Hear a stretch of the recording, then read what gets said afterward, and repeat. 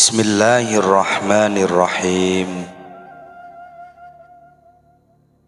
Allah berfirman, barang siapa yang bertawakal kepada Allah, niscaya Allah akan mencukupi keperluannya.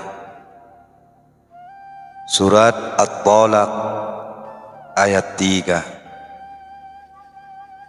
Hanya kepada Allah hendaknya kamu bertawakal jika kamu benar-benar orang yang beriman. Surat Al-Maidah ayat 23. Diriwayatkan Abdullah ibnu Mas'ud radhiyallahu anhu bahwa Rasulullah sallallahu alaihi wasallam bersabda, aku lihat seluruh umat manusia di musim tempat berkumpul seluruh makhluk. Lalu aku lihat umatku memenuhi hamparan tanah yang landai dan bergunung. Aku bangga dengan besarnya jumlah mereka dan kondisi mereka. Aku lalu ditanya, apakah kau puas? Aku jawab, iya. Aku lalu diberitahu, bersama mereka ada 70.000 orang yang masuk ke surga tanpa proses hisab. Mereka adalah orang-orang yang tidak melakukan pengobatan dengan besi panas, tidak percaya dan melakukan ramalan-ramalan, tidak mencuri, dan hanya kepada Tuhan mereka senantiasa bertawakal. Ukasha ibnu Muhsan al-Asadi langsung berdiri dan berkata, wahai Rasulullah, doakanlah aku agar berkenan menjadikanku sebagai salah satu di antara orang-orang tersebut. Rasulullah sallallahu alaihi wasallam menjawab, ya Allah, jadikanlah ia salah satu di antara mereka. Ada lagi yang berdiri dan berkata, doakanlah aku agar Allah berkenan menjadikanku sebagai salah satu di antara orang-orang tersebut. Beliau menjawab, kau telah didahului Ukasha. Tawakal adalah memasrahkan segala urusan sepenuhnya kepada Allah, menyucikan diri dari gulita ikhtiar dan sombongnya perencanaan tadbir, serta naik ke derajat penyaksian hukum dan takdir. Seorang yang bertawakal yakin tidak ada perubahan pada bagian-bagian rezeki yang telah ditentukan Allah, sehingga apa yang telah ditetapkan sebagai rezekinya tidak akan lepas darinya, dan apa yang tidak ditakdirkan untuknya tidak akan ia peroleh, sehingga hatinya merasa tentram dengan hal tersebut dan yakin dengan janji Tuhannya, lalu mengambil bagian langsung dari Allah. Tawakal memiliki 3 tingkatan. Tawakal, kemudian taslim, lalu tafwid. Orang yang bertawakal merasa tentram dengan janji Tuhannya. Orang yang bertaslim merasa cukup dengan ilmunya. Dan orang yang bertafwid merasa ridho dengan hukum ketentuannya. Ada juga yang mengatakan tawakal adalah permulaan yang ditengahi oleh taslim dan dipuncaki dengan tafwid. Pendapat lain mengatakan tawakal adalah sifat orang-orang mukmin. Taslim adalah sifat para wali kekasih Allah. Dan tafwid adalah sifat para orang yang mengesahkan Allah atau muwahhidin. Tawakal adalah sifat orang awam, taslim sifat orang khusus, dan tafwid adalah sifat orang yang lebih khusus. Tawakal adalah sifat para nabi, taslim adalah sifat Ibrahim, sedang tafwid adalah sifat Nabi kita Muhammad sallallahu alaihi wasallam. Sikap tawakal pada tingkatannya yang sempurna telah dipraktikkan oleh Nabi Ibrahim ketika dibakar hidup-hidup oleh Raja Namrud. Ketika itulah Ibrahim berkata kepada Jibril yang datang menawarkan bantuan,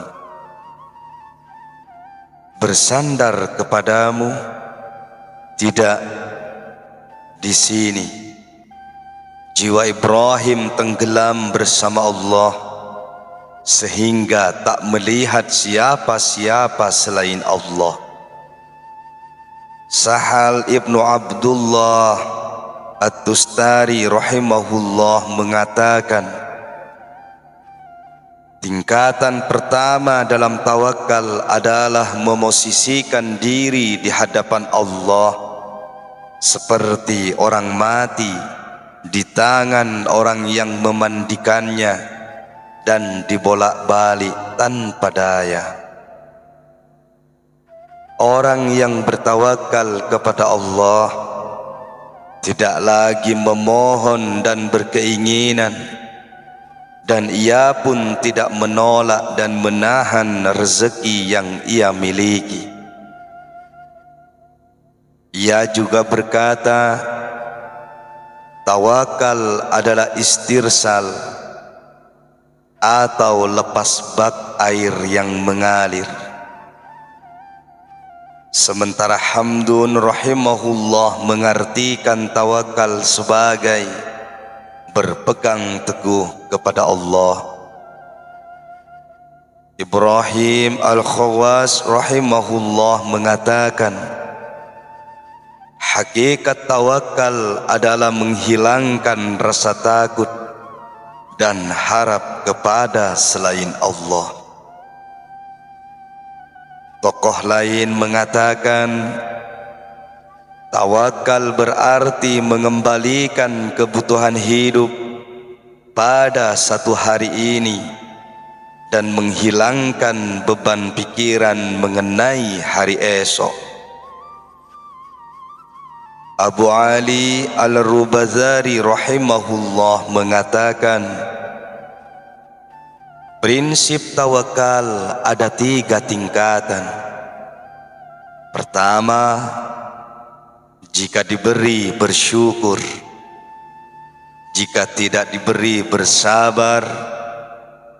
Kedua, diberi dan tidak diberi baginya sama saja.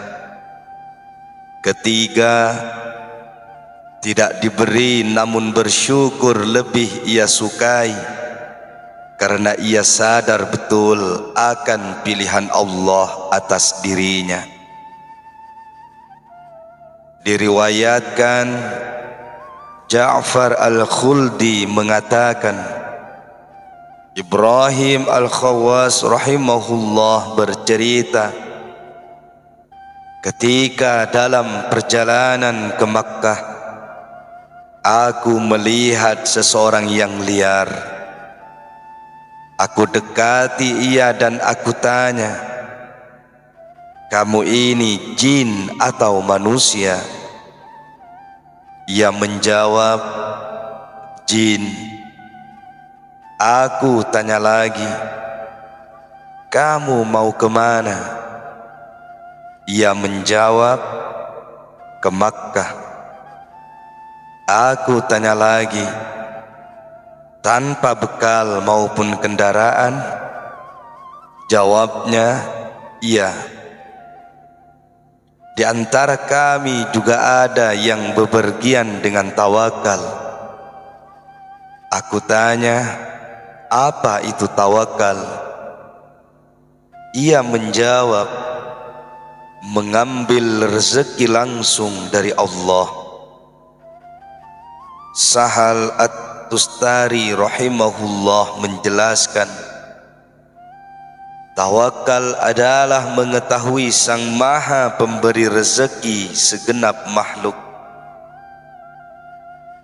Jadi tidak sah tawakal seseorang sampai langit baginya sama seperti tembaga kuning dan bumi seperti besi, sehingga tidak ada hujan yang turun dari langit demikian, dan tidak ada tumbuhan yang keluar dari bumi demikian. Namun ia tahu betul bahwa Allah tidak akan melupakan rezekinya yang telah Dia jamin di antara langit dan bumi. Sahal juga mengatakan, tawakal berarti tidak bermaksiat kepada Allah hanya karena soal rezeki. Sebagian lagi mengatakan, prinsip tawakal adalah tidak mencari penolong selain Allah, tidak mencari pemberi rezeki selain Allah, dan tidak mencari saksi atau amalmu selain Allah. Al-Junaid Al-Baghdadi rahimahullah mengatakan, tawakal berarti menerima Tuhanmu secara total dan berpaling dari selainnya. Sementara Al-Nawawi rahimahullah mengatakan, tawakal sebagai meleburkan tadbirmu dalam tadbirnya, meridhoi Allah sebagai pelindung, pengatur, dan penolong. Allah berfirman, cukuplah Allah menjadi pelindung. Quran Surat An-Nisa ayat 81. Ada pula yang mengatakan, tawakal berarti seorang hamba yang hina merasa cukup dengan Tuhan yang agung, seperti Nabi Ibrahim yang mencukupkan diri dengan Allah ketika menolak perlindungan yang ditawarkan Jibril. Ada pendapat yang lebih keras bahwa tawakal adalah berdiam dari segala aktivitas karena bersandar sepenuhnya kepada Sang Pencipta langit dan bumi. Yahya ibnu Mu'az rahimahullah pernah ditanya tentang kapan seseorang disebut bertawakal. Ia menjawab, ia meridhoi Allah sebagai satu-satunya pelindung. Syahdan Bishar pernah diminta pendapat tentang perkataan seseorang yang mengatakan, Aku bertawakal kepada Allah. Bishr mengatakan, dia berbohong. Demi Allah, seandainya ia memang tawakal kepada Allah, tentu dia ridho dengan apa yang Allah perbuat terhadapnya. Bahlul al-Majnun rahimahullah pernah ditanya tentang kapan seseorang disebut bertawakal. Jawabnya, ketika ia merasa asing dengan dirinya di tengah makhluk, namun hatinya merasa dekat dengan Allah. Hatim al-Asam rahimahullah pernah ditanya, atas dasar apa engkau mengatakan bahwa laku engkau ini bagian dari tawakal? Ia menjawab, atas dasar 4 hal. Pertama, aku sadar bahwa rezekiku tidak akan dimakan oleh orang lain, sehingga aku tidak perlu gelisah. Kedua, aku sadar bahwa amalku tidak akan dikerjakan oleh orang lain, sehingga aku yang harus melakukannya sendiri. Ketiga, aku sadar bahwa kematian datang secara tiba-tiba, sehingga aku harus segera menyambutnya.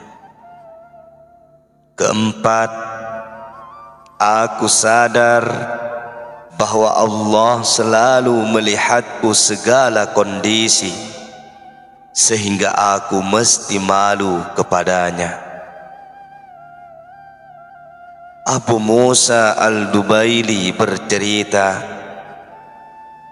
aku pernah bertanya kepada Abdurrahman ibnu Yahya mengenai tawakal. Tawakal itu ibarat kau masukkan tanganmu ke mulut naga hingga pergelangan tangan, namun kau tidak takut sama sekali karena yakin akan Allah. Abu Musa juga bercerita, aku pernah menemui Abu Yazid al-Bustami rahimahullah guna menanyakan ihwal tawakal. Sesampai di rumahnya di Bustom, aku ketuk pintu rumahnya. Namun dari balik pintu ia berkata kepadaku, hai Abu Musa, tidakkah jawabanmu untuk Abdurrahman memuaskan sampai kau mesti datang dan bertanya kepadaku? Aku bilang, Tuan, bukalah pintunya. Ia menjawab, seandainya kau datang untuk mengunjungiku, tentu aku buka pintu untukmu. Ambillah jawaban dari pintu dan pergilah. Datanglah kemari jika kau sudah merasa bahwa seandainya ular yang melingkari arsy ingin memangsamu, kau tidak takut apapun karena yakin bersama Allah. Aku melangkah pergi sampai tiba di Dubal. Di sana aku tinggal selama setahun, sampai aku yakin boleh berkunjung ke tempat Abu Yazid. Aku pun pergi menemui Abu Yazid. Ia berkata, Sekarang barulah kau datang sebagai tamu. Selamat datang, masuklah. Sebulan lamanya aku tinggal di tempat beliau. Tidak ada sesuatu yang terbesit dalam benakku kecuali beliau langsung memberitahukannya kepadaku sebelum aku bertanya. Aku berkata, aku sengaja ke tempat Anda dengan tujuan ingin memperoleh faidah dari Anda. Ia menjawab, ketahuilah, faidah makhluk tidaklah berfaidah. Pergilah. Aku jadikan jawaban itu sebagai faidah. Kemudian langsung pergi. Dari ayahnya, Ibnu Tawus Al-Yamani bercerita, ada seorang Arab Badui membawa untanya, mengikatnya dan memberinya makan. Lalu ia hadapkan kepalanya ke langit dan berkata, ya Allah, sesungguhnya unta dan bawaannya berada dalam jaminanmu sampai aku kembali. Ia lalu masuk ke Masjidil Haram. Ketika keluar, unta beserta barang bawaannya telah dicuri. Ia pun mendongak ke langit dan berkata, ya Allah, tidak ada sesuatu yang dicuri dariku. Sesungguhnya yang dicuri hanyalah milikmu. Tawus berkata, ketika kami tengah bersama si Arab Badui tersebut, tiba-tiba ada seorang laki-laki yang turun dari atas gunung.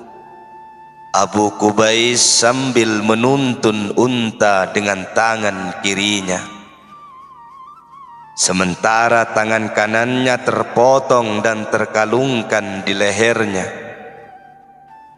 Setelah dekat dengan si Arab Badui itu, ia berkata, ambil kembali unta dan barang bawaannya.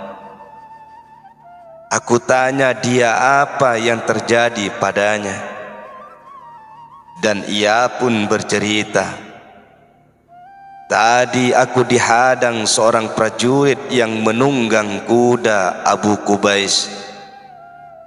Lalu ia berteriak kecuri, ulurkan tanganmu. Serta tanganku. Lalu ia meletakkannya batu, kemudian memotongnya di leherku. Lalu prajurit itu kembalikan unta beserta barang kepada si Arab Badui. Muhammad ibnu Ka'ab meriwayatkan dari Ibnu Abbas bahwa Rasulullah sallallahu alaihi wasallam bersabda, barang siapa yang ingin menjadi manusia paling mulia, hendaklah ia bertakwa kepada Allah. Barang siapa yang ingin menjadi manusia terkuat, hendaklah ia bertawakal kepada Allah. Dan barang siapa yang ingin menjadi manusia terkaya, hendaklah ia lebih meyakini apa yang ada di tangan Allah daripada apa yang ia miliki. Umar memberikan sebuah permisalan tawakal dengan melantunkan bait syair berikut. Tenangkan dirimu, sesungguhnya segala sesuatu sudah ditentukan oleh Tuhan. tidak akan datang kepadamu apa yang bukan bagianmu, dan tidak akan hilang darimu apa yang menjadi bagianmu. Abu Turab An-Nakhshabi rahimahullah mengatakan, tawakal adalah melemparkan badan dalam kehambaan atau ubudiyah dan mengaitkan hati dengan ketuhanan atau rububiyah, serta merasa tenang dengan apa yang ada, sehingga jika diberi bersyukur, jika tidak diberi bersabar. Hal senada dinyatakan oleh Zunnun al-Misri rahimahullah, yang mengatakan bahwa tawakal adalah meninggalkan usaha mengatur diri dan melepaskan diri dari daya dan upaya. Saat ditanya mengenai tawakal, Zunnun menjawab, tawakal adalah memutus segala sarana. Si penanya berkata, apalagi? Jawab Zunnun, melemparkan diri ke dalam kehambaan dan mengeluarkannya dari rububiyah atau pengurusan Tuhan. Juga menurut Zunnun, tawakal adalah terputusnya segala ambisi. Perlu dijelaskan bahwa aktivitas fisik sebagai bentuk kerja atas dasar sunnah tidak serta-merta menafikan ketawakalan hati jika memang pelakunya telah menyadari sepenuhnya dalam hati bahwa takdir hanyalah dari Allah. Sebab tawakal tempatnya di hati, dan ia merupakan aktualisasi iman. Jadi barang siapa mengingkari kerja mencari rezeki, berarti ia mengingkari sunnah. Barang siapa mengingkari tawakal, berarti ia telah mengingkari iman. Jika sarana memperoleh rezeki begitu sulit, maka itu merupakan takdir Allah. Jika mudah, maka itu juga berkat Allah yang memberikan kemudahan.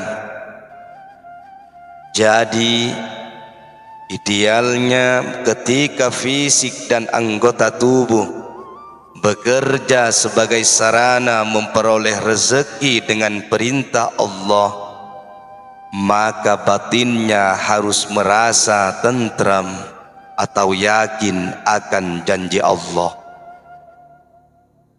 Anas ibnu Malik radhiyallahu an bercerita, seorang laki-laki menemui Rasulullah sallallahu alaihi wasallam dengan mengendarai unta.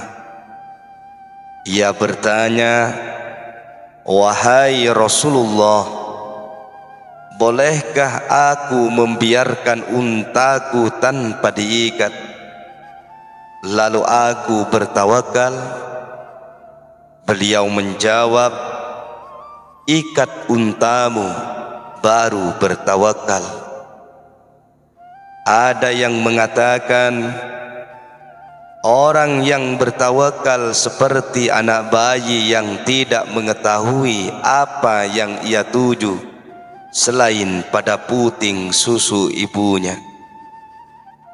Karenanya orang yang bertawakal tidak tertuntut kecuali menuju Tuhannya.